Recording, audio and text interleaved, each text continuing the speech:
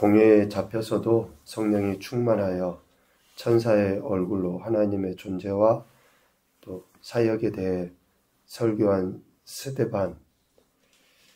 스데반의 이러한 말을 들은 공회에 모여있던 사람들이 오늘 54절에 보니까 마음에 찔려 그를 향하여 이를 갈았다 라고 이야기하고 있습니다. 왜 그들이 스데반의 말을 듣고 마음에 찔려 이를 갈았는가? 그것은 구약 이스라엘 백성들과 똑같아요. 51절, 52절 말씀하시는 것처럼 목이 곧고 마음과 귀의 할례를 받지 못한 사람들이기 때문에 그렇습니다. 마음이 돌처럼 단단하게 굳어져 있어요. 교만한 거죠. 또 마음과 귀의 할례, 실질적으로 성령의 은혜가 없어요. 할례는 육체의 표식이 아니라 영의 표식이거든요. 거듭났다. 영의 표식입니다. 그런데 마음과 귀가 거듭나지 못한 거예요. 왜? 항상 성령을 거스르기 때문에 그렇습니다.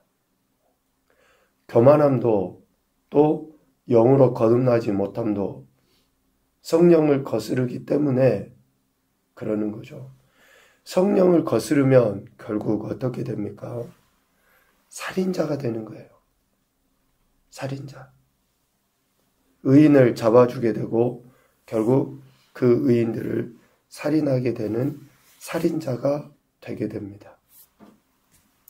오늘 스데반을 향하여 그들이 이를 갈죠. 목이 곧고 마음과 귀의 할례를 받지 못하여 스데반을 향해 이를 갈니다. 우리가 착각하는 게 있는데 마음의 찔림이 회개다라고 여겨서는 안 됩니다. 마음의 찔림이 회개하고 직결되지 않아요. 마음에 찔리기는 하지만 이를 갈았거든요. 회개는 마음의 찔림, 어쩌면 또 뉘우침, 또 깨달음, 이 회개가 아닙니다. 하나님의 말씀을 듣고 그 말씀이 지시하시는 대로 방향을 틀어서 순종하는 것이 회개예요. 마음의 감동도 회개가 아니에요. 그러니까 역으로 생각하면 은혜도 마음의 감동, 이 은혜가 아닙니다. 마음의 감동은 되는데 행동이 안 돼.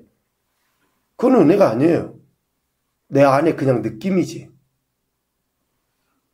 도전도 내가 하고 싶다 는 생각이 도전이 아니에요. 첫 발을 내딛는 것이 도전이죠. 누차 이야기했잖아요. 높은 산을 보고 내가 저 산에 올라가야지, 도전해야지. 그건 도전이 아니에요. 어찌됐든지 간에 그 산 밑자락에서 한 발을 내딛고 중간에 올라가다가 포기를 하더라도 넘어지더라도 그 산을 올라가 보는 것이 도전이죠. 회개는 이렇게 하나님의 말씀을 듣고 그 말씀에 따라서 돌이키는 것이 회개인데 저들은 스데반의 설교를 듣기는 하였으나 회개하지는 않은 거예요. 회개하지 않았다라고 하는 그 증거가 바로 나오잖아요. 스데반을 향하여 이를 갈았다. 그런데 이를 가는 것뿐만이 아니라 더 나아가서는 어떻게 됩니까? 58절 성 밖으로 내치고 돌로 쳐버리죠. 그러니 그들의 마음의 찔림은 결코 회개가 아니라 그들의 마음의 찔림은 오히려 자기들을 격동시키고 충동질하는 그러한 것으로 표현한 거예요. 이렇게 마음의 찔림은 있었으나 회개하지 않죠. 회개하지 않으면 어떻게 됩니까? 의인을 잡아주거나 살인한 자가 돼요. 하나님은 성령이 충만한 사람 스데반을 통해 하나님의 존재와 사역, 즉 예수 그리스도의 이름을 선포하게 했죠.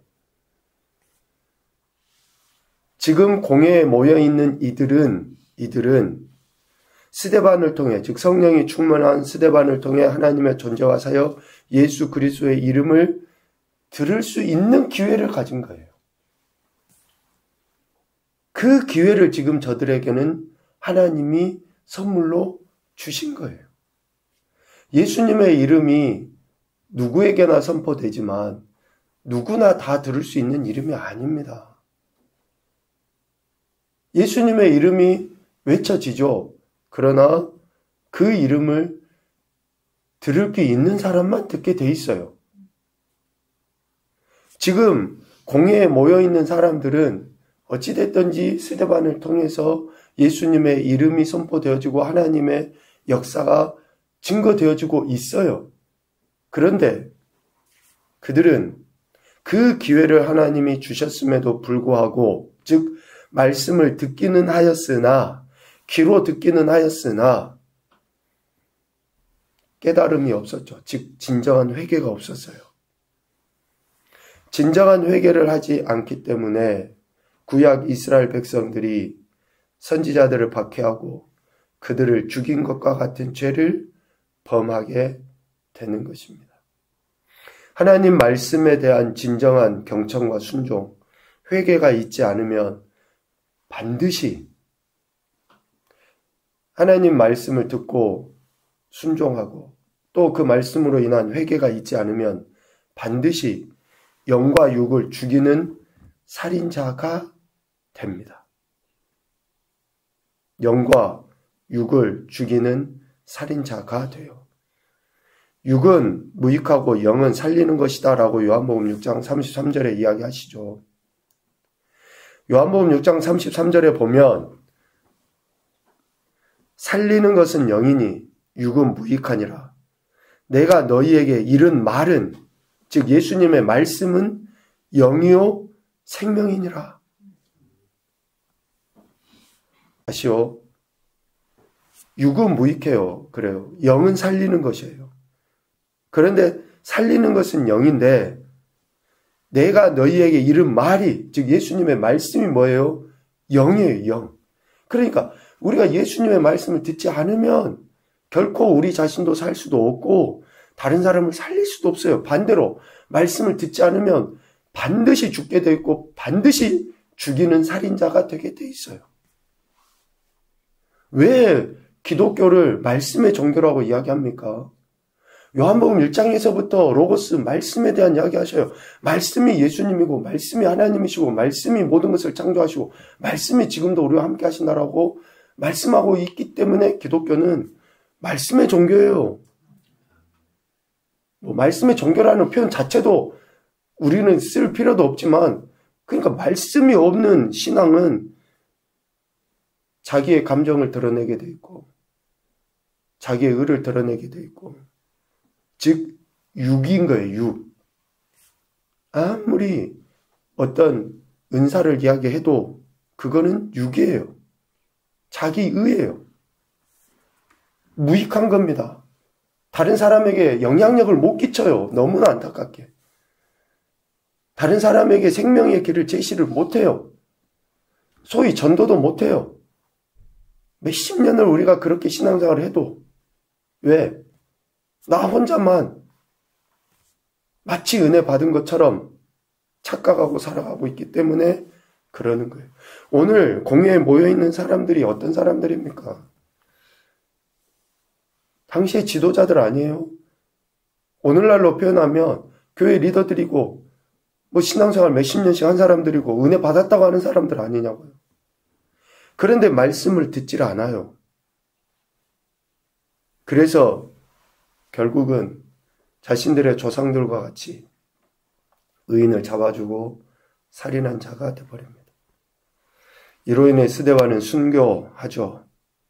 자신을 향하여 이를 갈고 죽이려는 사람들 앞에서 스데반은 여전히 성령 충만하여 55절 하늘을 우러러 주목하여 하나님의 영광과 및 예수께서 하나님 우편에 서신 것을 봅니다. 자신을 죽이려고 하는 그 사람들 앞에서 사람들을 보는 게 아니라 그 하나님을 봐요. 참, 우리가 우리 아이들을 위해서 부모로서 기도하죠. 참 다윗과 같은, 또 다니엘과 같은, 또 그런 요셉과 같은 신앙인이 됐으면 좋겠다. 물론 그들에 대한 신앙 존경할 만한 하죠. 그런데 진짜 우리 아이들이 스데반과 같은 그런 신앙인이 됐으면 좋겠다라고 부모가 기도하고 있습니까? 정말로 예수님을 위해서 복음을 증거하다가 성령 충만하여 하나님을 바라보고 예수 그리스도를 바라보고 순교당하는 그러한 신앙인이 다른 누가 아니라 내 자식이 됐으면 좋겠다 라고 그런 기도하냐고요. 기도 너무 부끄럽죠. 스데반은 이렇게 성령 충만해서 돌에 맞으면서도 하나님 얼굴을 보는 거죠. 그리고 선포합니다. 56절 인자이신 예수 그리스도를 내가 보았다. 59절 자신의 영혼을 예수 그리스도께 의탁을 해버려요. 그 상황에서도. 특별히 60절 자신에게 죄를 범한 자들 돌로 치고 지금 자기를 죽이려고 하고 있는 그런 사람들에게 대해서 하나님 앞에 간구하죠. 그들의 죄를 그들에게 돌리지 마옵시고. 이 말을 하고 잡니다. 죽어요. 성령이 충만하여 하나님의 영광과 사역, 역사하심을 담대하게 전파한 스데반의 말. 이 말을 듣기 싫었던 사람들은 어떻습니까? 57절, 58절. 큰 소리를 지르며 귀를 막고 일제히 스데반에게 달려들어 성 밖으로 내치고 돌로 쳐버립니다. 큰 소리를 지르고 귀를 막아요. 하나님의 말씀을 듣지 않는 거죠. 점점 감정이 격해져서 더 이상 스데반의 말을 들을 필요도 없고 오로지 죽이겠다라고 하는 그 생각밖에 없는 거예요. 얼마나 완고한 모습인지 모릅니다. 그러나 반면 스데반은 성령이 충만하여 그렇게 자신을 죽이는 자들의 죄를 용서하고 또 하나님께서 그들을 용서해 주시기를 간구하는 거죠. 진정으로 성령 충만한 사람의 모습 아니겠습니까? 하나님의 영, 곧 생명을 증거해 보이는 스데반의 모습을 보게 되죠. 결론적으로 하나님의 말씀은 생명입니다.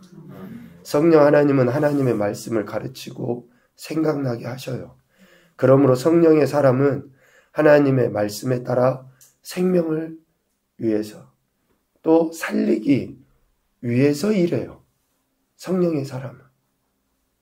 진짜 성령의 사람은, 성령 충만한 사람은 남을 비난하고 판단하고 정죄해서 그 영을 죽이고 살인하기 위해서 하는 게 아니에요. 진짜 성령의 사람은 살리기 위해서 일해요. 뭐가 깨져도, 뭐가 부족해도, 뭐가 안 돼도, 또 다른 사람과 관계나 또 모든 것들이 살리기 위해서 하는 거지 죽이기 위해서 하는 게 아니에요. 성령의 사람 스데반은 자신을 죽이는 그들의 영혼을 살리기 위해서 마지막까지 하나님께 그런 간구를 했던 거죠. 첫 번째 교훈입니다. 마음의 찔림이 회개로 나타날 수 있도록 말씀에 대한 겸손을 보여야 한다. 처음부터 누가 어떻게 회개합니까? 마음의 찔림부터 시작하는 것은 맞아요. 그런데 그 마음의 찔림이 진정 회개로 나타나기 위해서는 뭐가 있어야 돼요? 말씀이 있어야 돼요. 처음에 성령 하나님이 우리 안에 내주하셔서 임재하셔서 내주해 계시잖아요. 그때 예수님을 주라고 고백하는 것은 그것은 원론적인 회개지만 그건 우리하고 관계가 없어요. 지금 여기에서 이야기하는 회개, 마음의 찔림이 회개로 나타나는 것은 예수님 믿는 우리들에 대한 이야기예요. 믿는 우리들에 대한 이야기. 그래서 말씀에 대한 겸손이 있을 때 늘 우리는 새로워지는 거예요. 지속적인 회개가 이루어져가고. 두 번째, 성령의 사람은 진정한 회개를 통해 생명을 살리는 일을 하게 된다. 생명을 살리는 일을 합니다. 세 번째, 생명의 말씀, 곧 성령의 역사를 거스르는 것은 내 자신을 포함하여 다른 사람을 살인하는 죄임을 잊지 말자. 우리가 하나님의 말씀을 듣기를 거역하고 싫어하잖아요. 그거는 내 영을 죽이는 거예요. 내 자신을 죽이는 거고, 다른 사람을 죽이는 거예요. 살인하는 거예요. 그래서 우리가 말씀이 생명이고 생명의 말씀이 우리 안에 들어와야지 우리가 살고 다른 사람을 살릴 수 있다고 하는 거예요. 그 말씀은 성령 하나님의 역사인 것이죠. 그래서 앞으로 이제 스데반 죽음 이후에 디아스포라가 일어나죠. 오늘 8장 4절에 보면 그 흩어진 사람들이 두루다니며 복음의 말씀을 전할세. 이제 예루살렘뿐만 아니라 흩어진 거예요. 복음이, 말씀이, 생명의 말씀이. 이때에 흩어진 그들이 뭘 합니까? 복음의 말씀을 전해요. 생명의 말씀을 전합니다. 그래서 오늘 우리도 하나님의 말씀을 듣고 생명을 얻게 된 거고, 이제 우리도 우리 삶의 현장에서 하나님의 말씀을 전하는 것으로 생명을 전하는 자들이 되어야 한다라는 것이죠. 앞으로의 모든 사도행전의 역사는 이처럼 생명의 말씀이 증거되는 역사인 것입니다. 그 말씀을 증거하기 위해 하나님의 기적과 이적도 나타내 보이는 거예요. 병든 자도 고치고 하나님의 말씀을 증거하기 위해서 그런 일들이 일어나게 되는 것이죠. 오늘도 저와 여러분에게 생명 주신 하나님의 은혜 앞에 겸손히 낮아져서 그 말씀을 듣고 순종하는 것으로 인해 성령 하나님의 역사를 증거해 보이는 겨우 복된 한 날이 되실 수 있기를 주님의 이름으로 축복합니다.